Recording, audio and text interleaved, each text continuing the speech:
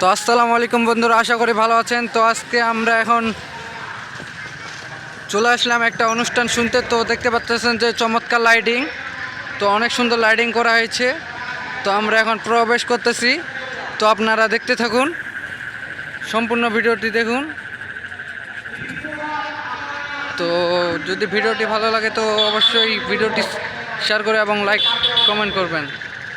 তো দেখতে পাচ্ছেন গাইস, তো গাইস আমরা সাংস্কৃতিক অনুষ্ঠানে চলে আসতেছি। তো দেখতে পাচ্ছি, তো দেখতে পাচ্ছেন গাইস, তো আমরা এদিক এদিক নিয়ে আই।